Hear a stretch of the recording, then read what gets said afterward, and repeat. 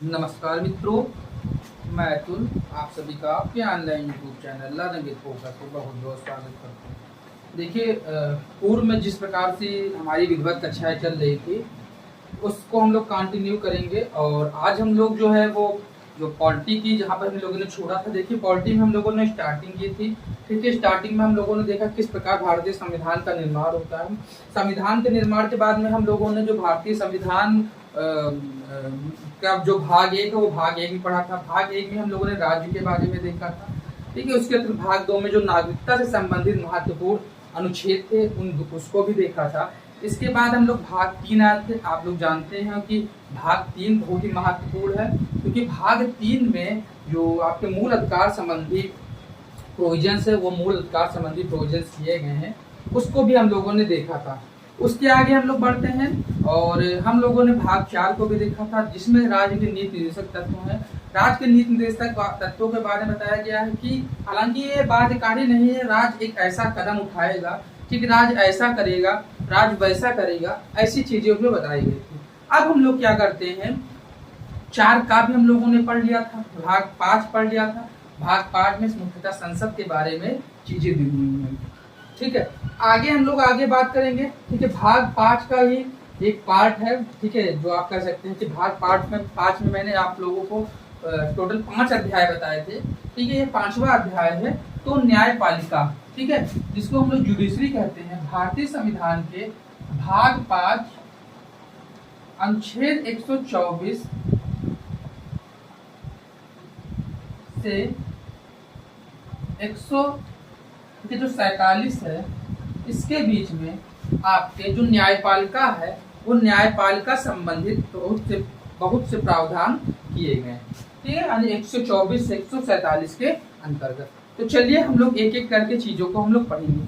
देखिए, न्याय का किसी भी राष्ट्र, ठीक है, के लिए होना जरूरी है। जैसे कि आप देख रहे हैं भारत में संघीय व्यवस्था पाई जाती है। ठीक है, संघ क्या होता है, एक से अधिक स्तरों पे सरकार का होना। ठीक इसी प्रकार से जो हम लोगों जो न्यायपालिका की व्यवस्था अपना रखी है, वो उस न्यायपालिका की व्यवस्था को एकीकृत व्यवस्था अपना रखी है। क्योंकि आप लोग ये देखेंगे, क्या आपको ऐसा देखने को मिलेगा कि हर राज्य में सुप्रीम कोर्ट? बिल्कुल नहीं देखने को मिलेगा। ठीक है, ये एक हायरार्की के क्रम में हम लोगों ने चीजों को अपनाया है और फाइनली सुप्रीम लेवल पे यानी अल्टीमेट लेवल पर भारत के संदर्भ में बात करते हैं तो जो सुप्रीम कोर्ट है वो सुप्रीम कोर्ट पाई जाती है।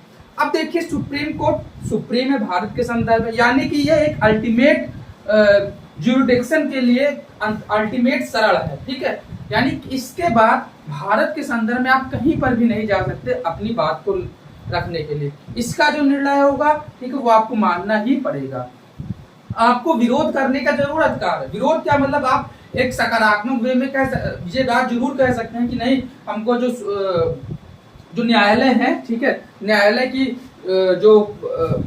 के जो निर्णय है उससे हम संतुष्ट नहीं है, लेकिन इसके विरोध में या इसके नकारात्मक हम नहीं जा सकते। तो इसी संदर्भ में ये हमारे भारतीय संविधान में व्यवस्था की गई। अब देखिए, हम लोगों को क्या करना है, हम लोगों को पढ़ना है चीजें इस तरीके से जो कि आपकी लेखपाल की परीक्षा, यूपीपीसीएस की परीक्षा या विभिन्न प्रकार की और प्रतियोगी परीक्षाएं हैं, उसमें आपके लिए इंपॉर्टेंट हो।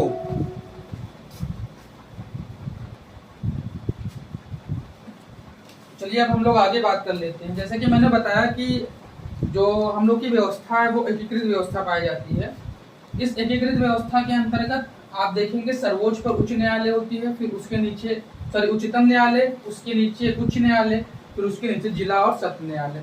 देखिए, मेन चीज यहाँ पर जो है वो हमको ये पढ़ना है कि वास्तव में किस प्रकार की क्रिया विधि होती है आपके उच्चतम न्यायालय की। क्रिया विधि इन द सेंस, देखिए अभी हम लोग भाग 5 पढ़ रहे हैं, तो इसके अंतर्गत जो हमारा मेन फोकस होगा that will be on supreme court. ठीक है, यानी कि सुप्रीम कोर्ट के पास, मतलब सुप्रीम कोर्ट की रिस्पेक्ट में होगा। उसके बाद में हम लोग उच्च न्यायालय के संदर्भ में बात करेंगे, फिर जिला और सत्र न्यायालय के संदर्भ में, लेकिन वो हमारे बाद की बात होगी। अभी जो मेन फोकस होगा वो आपके उच्चतम न्यायालय पर ही होगा। चलिए हम लोग देख लेते हैं। सबसे पहले हम देखेंगे न्यायाधीशों की नियुक्ति की प्रक्रिया। कि किस प्रकार से जो उच्चतम न्यायालय है, उच्चतम न्यायालय में जो न्यायाधीश होते हैं न्यायाधीश की नियुक्ति होती है। तो सबसे पहले हम देख लेते, देखिए जैसे अब हमारा 124(2) है, ठीक है। सबसे पहले देख ले 124(1) में क्या है। 124(1) के अनुसार भारत का एक सर्वोच्च न्यायालय होगा, इसके मुख्य न्यायाधीश के अतिरिक्त 7 अन्य न्यायाधीश होंगे और जब तक संसद विधि द्वारा अधिक संख्या विहित नहीं करती तब तक संख्या यही होगी। यानी ओरिजिनली जब हमारे सुप्रीम कोर्ट का गठन हुआ था तो उस समय एक मुख्य न्यायाधीश और प्लस 7 अतिरिक्त अन्य न्यायाधीश, ठीक है, यानी टोटल उस समय 8 थे। अभी क्या है, जो इनकी बढ़ती बढ़ती हुई संख्या है वो आपकी कितनी पहुंच गई है, देखिए अब जो है वो संख्या कितनी हो गई है, यानी एक मुख्य न्यायाधीश है, इसके अतिरिक्त 34 न्यायाधीश हैं। यानी अगर आप बात करेंगे 1 और प्लस 33, यानी इस समय बात करेंगे टोटल 34 न्यायाधीश है। यानी जो भारतीय संविधान का अनुच्छेद 124(1) है वो ये कहता है कि जब हमारे संविधान का गठन हुआ था उस समय आपके संविधान में टोटल 124(1) के अनुसार उस समय आपके एक मुख्य न्यायाधीश और 7 अन्य न्यायाधीश हुआ करते थे। प्रेजेंट में अगर हम लोग बात करते हैं तो एक न्यायाधीश और इसके अतिरिक्त 33 मुख्य न्यायाधीश। अब देखिए न्यायाधीश को मतलब जो न्यायाधीश हैं उनकी संख्या में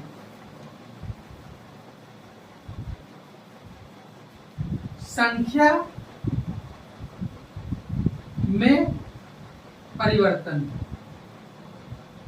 तो जो संख्या है, संख्या में परिवर्तन कौन कर सकता है, तो संख्या में जो आपका परिवर्तन है वो आपके संसद कर सकती है।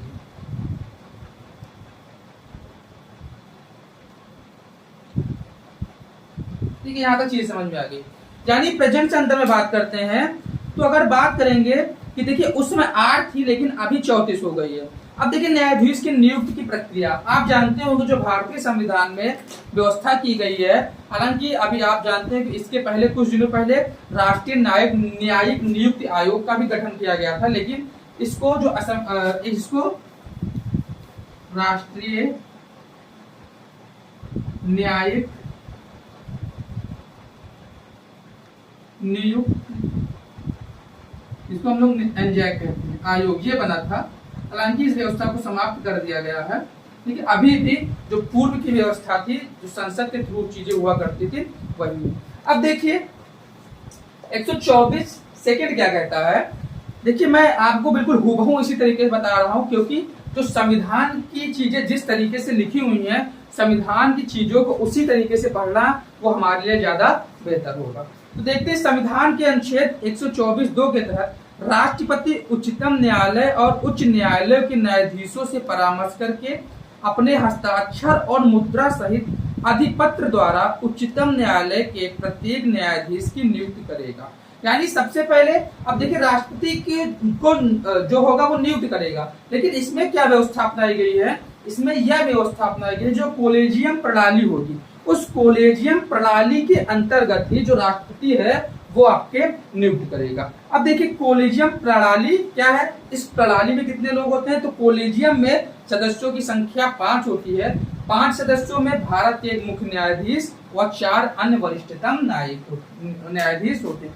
यानी कुल मिलाकर आप कह सकते हैं कि अगर हम भारत के संदर्भ में बात करते हैं तो भारत के संदर्भ में जो न्यायाधीशों की नियुक्ति प्रक्रिया है 124(2) में दी गई है, जिसके अंतर्गत यह व्यवस्था की गई है कि जो न्यायाधीशों की जो नियुक्ति होगी वो कोलेजियम तो रिकमेंड करेगा, लेकिन उनकी जो नियुक्ति होगी वो नियुक्त राष्ट्रपति के द्वारा की जाएगी। ओरिजिनली कितने सदस्य मतलब कितने आपके न्यायाधीश थे, 1 और प्लस 7। अब जो न्यायाधीश हैं उन न्यायाधीशों की संख्या बढ़ते बढ़ते कितनी हो गई है, आपके टोटल 34, जिसमें एक आपके मुख्य न्यायाधीश हैं, 33 अन्य न्यायाधीश हैं।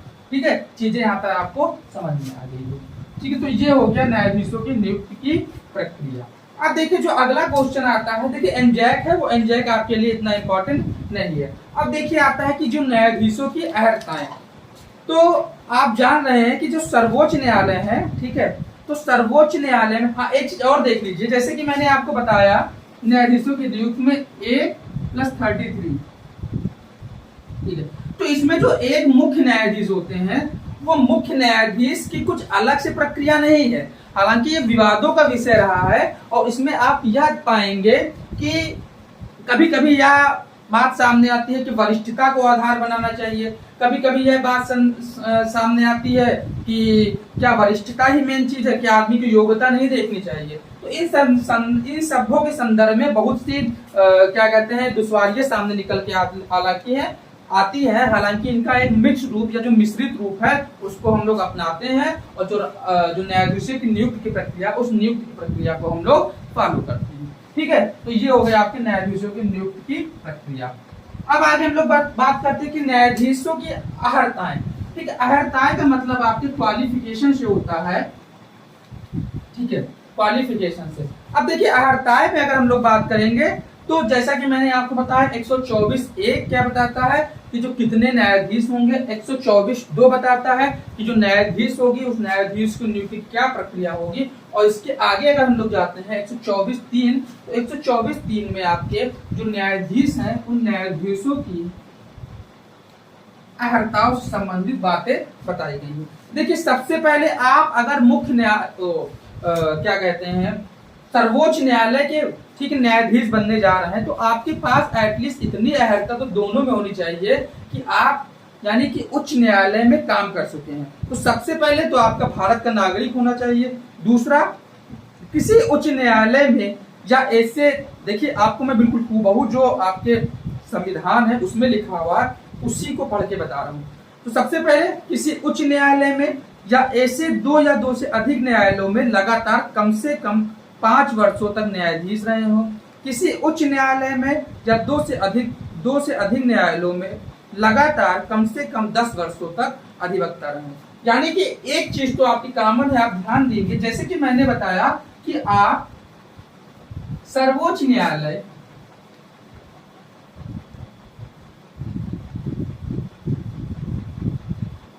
ठीक है, इस सर्वोच्च न्यायालय के न्यायाधीश बनने जा रहे हैं। तो देखिए उच्च न्यायालय,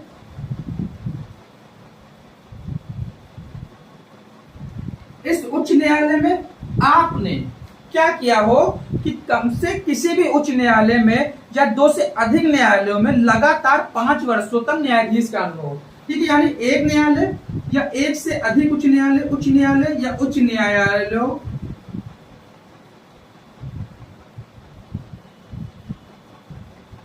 में 5 से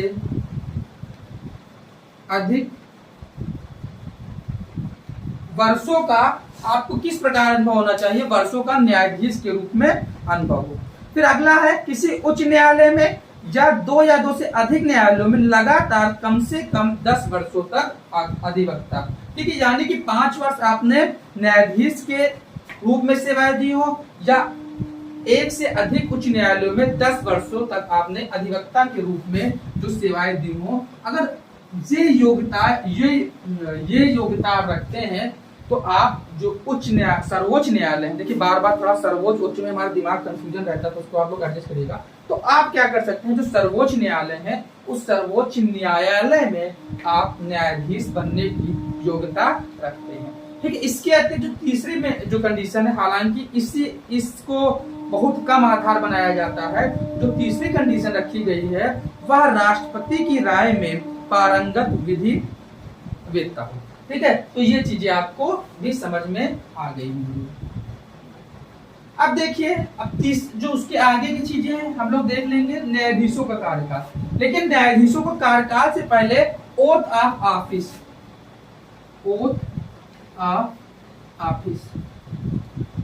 यानी कि जो शपथ ग्रहण होता है उस शपथ ग्रहण के बारे में हम लोग देख लेते हैं। तो सबसे पहले जो सर्वोच्च न्यायालय के न्यायाधीश होते हैं, ठीक है, वो राष्ट्रपति के सम्मुख क्या करते हैं, शपथ लेते हैं। या राष्ट्रपति होगा या राष्ट्रपति के द्वारा जो कोई नियुक्त व्यक्ति होगा उसके सम्मुख शपथ लेते हैं। अब देखिए इसमें क्या प्रोविजन से हम लोग देख लेते हैं। संविधान के अनुच्छेद 124(6) में शपथ संबंधी प्रावधान है। ठीक है, और आप जानते होंगे कि आपकी जो तृतीय अनुसूची है उस तृतीय अनुसूची में भी ठीक है जो शपथ संबंधी प्रावधान है वो दिया गया।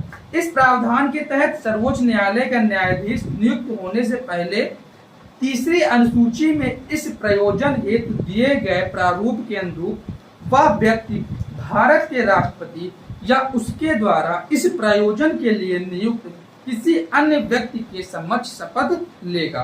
ठीक है, यानी सबसे पहले आप देंगे राष्ट्रपति किसके सामने जो शपथ लेता है वो आपके जो राष्ट्रपति होते हैं उनके द्वारा या उनके द्वारा नियुक्त किसी भी व्यक्ति के सम्मुख क्या करता है, शपथ लेता है। चीजें यहां तक आपकी क्लियर हो गई होंगी।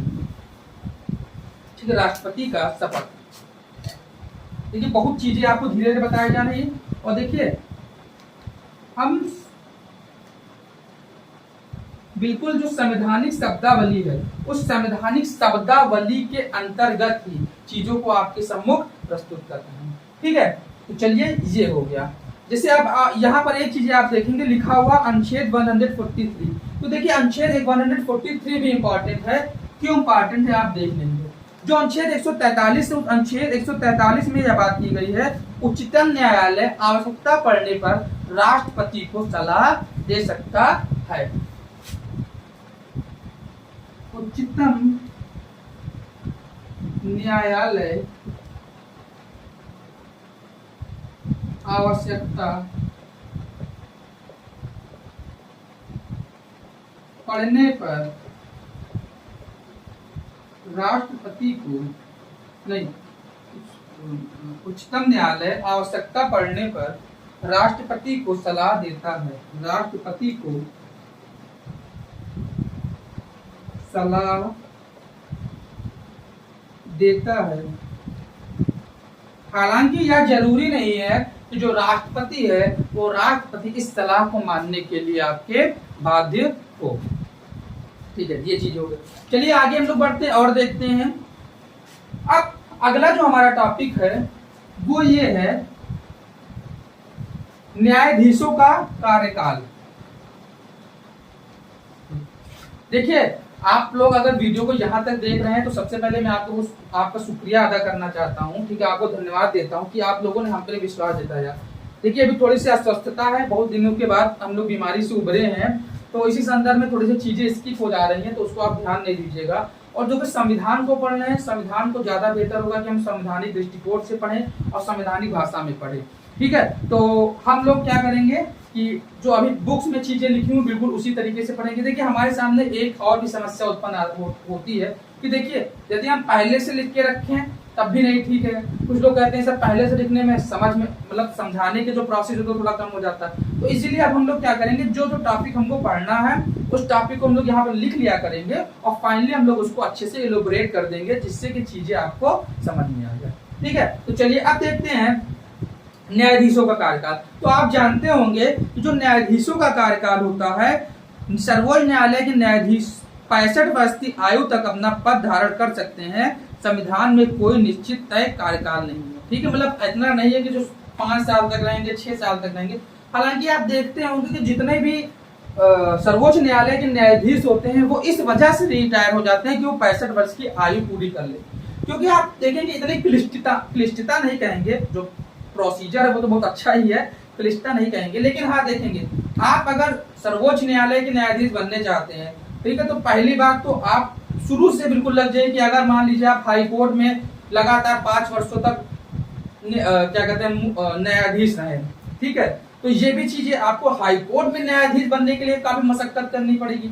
उसके बाद यदि मान लीजिए हाई कोर्ट में भी 10 वर्ष तक अधिवक्ता के रूप में रहते हैं तो वहां पर पहुंचने में यानी कि आप वहां पर नॉमिनेशन हो, इसके लिए भी आपको बहुत मशक्कत करनी पड़ेगी। यानी कुल मिलाकर अगर हम लोग बात करते हैं तो एटलीस्ट होता यही है कि आप जब ठीक है मुख्य न्यायाधीश छोड़ दीजिए, अब आप न्यायाधीश बनते हैं सर्वोच्च न्यायालय के, तब तक आप 55, 60 ऐसे हो जाते हैं। ठीक है, और ज्यादा ही हो जाते हैं। और फाइनली क्या होता है 2 साल, 2.5 साल, 3 साल ऐसे कार्यकाल पूरा होता है और आप रिटायर हो जाते हैं। हालांकि ये अच्छी भी चीज है कि आप जानते हैं कितना बड़ा पद है, ठीक है, न्याय से संबंधित पद है, तो इसके लिए देखिए हमारी इतनी औकात नहीं, हमारी इतनी हैसियत नहीं, उसको हम अच्छा कहें बुरा कहें, लेकिन हाँ अपने एक विचार है जो विचार हम लोग रख रहे हैं। तो चलिए आगे हम लोग बात करते हैं, न्यायाधीशों का कार्यकाल हो गया। अब आगे हम लोग बात करते हैं, देखिए होता क्या है कि कुछ अन्य प्रोविजंस किए गए हैं। ठीक है, आप किसके संदर्भ में बात करेंगे? अगर आप बात करेंगे न्यायाधीशों के संदर्भ में, तो उसमें हम लोग बात करें अनुच्छेद 127 तदर्थ न्यायाधीशों की नियुक्ति। अब देखिए तदर्थ न्यायाधीश क्या होता है। अनुच्छेद 127 के तहत सर्वोच्च न्यायालय में न्यायाधीशों की गणपूर्ति न होने पर तदर्थ आधार पर न्यायाधीशों की नियुक्ति की जाती है। ठीक है, यानी कि अगर मान लीजिए जो कोरम है वो पूरा नहीं है, तो उसके आधार पर अनुच्छेद जो 127 है, उस अनुच्छेद 127 में तदर्थ न्यायाधीशों की नियुक्ति का आपके प्रावधान है। अनुच्छेद 126 में कार्यकारी न्यायाधीश। अब देखिए कार्यकारी मुख्य न्यायाधीश क्या होते हैं, इसमें भी वही होगा कि चीजें आपको अच्छे से दिखाई नहीं पड़ेंगी। तो देखिए कार्यकारी जो मुख्य न्यायाधीश होता है, उस मुख्य न्यायाधीश के बारे में भी हम लोग बात कर लेते हैं। देखिए अनुच्छेद 126 में प्रावधान है कि यदि कभी भारत के मुख्य न्यायमूर्ति का पद रिक्त है या अनुपस्थित है या किसी अन्य कारण से अपने पद के कर्तव्यों को करने में असमर्थ है, तब राष्ट्रपति, देखिए नियुक्त कौन करेगा? राष्ट्रपति करेगा। तब राष्ट्रपति न्यायालय के अन्य न्यायाधीशों में से किसी को इस प्रयोजन के लिए नियुक्त करेगा। तब तक मुख्य न्यायमूर्ति पुनः अपने पद को ग्रहण न कर ले। ठीक है, ये आपका हो गया कार्यकारी मुख्य न्यायाधीश के संदर्भ में। आगे हम लोग बात करते हैं सेवानिवृत्त न्यायाधीशों की नियुक्ति। तो अनुच्छेद 128 सेवानिवृत्त न्यायाधीशों की नियुक्ति के बारे में है, वो आपके प्रावधान करता है। सबकी जो नियुक्ति होती है आप जान रहे हैं राष्ट्रपति के द्वारा ही की जाती है। ठीक है, तो आशा है कि यहाँ तक चीजें आपको समझ में आ रही होंगी। अब आगे जो होगा, आगे हम लोग इसके आगे बात करेंगे। देखिए वीडियो बहुत लंबा ना हो, इसीलिए हम वीडियोस को छोटे छोटे रख रहे हैं, और हम चाहते भी हैं कि आप हमारे चैनल पे लगातार जुड़े रहें और वीडियोस को इसी तरीके से वॉच करते हैं। जो ये श्रृंखला है, ये श्रृंखला अनवरत रूप से चलती रहेगी जब तक कि आपके एग्जाम नहीं हो जाते। ठीक है, तो इस वीडियो को हम लोग यहीं पे एंड करते हैं, और तब तक के लिए आप हमारे चैनल पे आए, चैनल को लास्ट तक देखा, इसके लिए हम आपका बहुत बहुत धन्यवाद करते हैं। मिलते हैं नेक्स्ट वीडियो में, तब तक के लिए जय हिंद, जय भारत।